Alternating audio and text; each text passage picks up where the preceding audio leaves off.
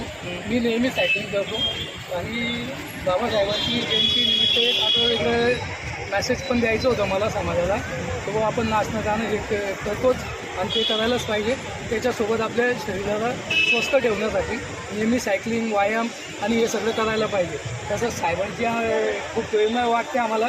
साहेब पण आमच्यासोबत नेहमी सायकलिंग करायला भेटतात, आम्हाला रोज भेटतात आणि त्यांच्या प्रेरणेमुळे आम्हाला पण चांगली वाटचाल झाली.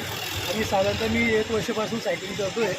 रोज 40 ते 50 किलोमीटर सायकलिंग होते आणि आज महामानवच्या 135व्या जयंती निमित्ताने मला अशी प्रेरणा मिळाली होती स्वतःच्या मनाने का आपणही 135 किलोमीटर सायकलिंग करून एक बाबासाहेबांना एक अभिवादन करावं.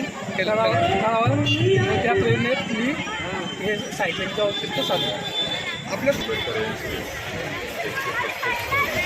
औचित्य साधून विश्वनाथ यांनी पाचोरा ते कन्नड घाटापर्यंत जी सायकलिंग केलेली आहे ती निश्चितच प्रेरणादायी. मानवंदना आहे. मनुष्याचं शरीर हे सगळ्यात मोठी संपत्ती आहे. त्यांनी तरुण पिढीला एक आदर्श घालून दिला. मी पण सायकलिंग करत असतो. एक दिवस त्यांनी स्वतःहूनच थांबले, माझ्यासोबत बोलले आणि आज त्यांची भेट झाली आणि मलाही त्यांचा अतिशय कौतुक आहे. 135 किलोमीटर महामानवते जयंतीचं औचित्य साधून प्रेरणादायी आपल्यापुढे ठेवलेला आहे.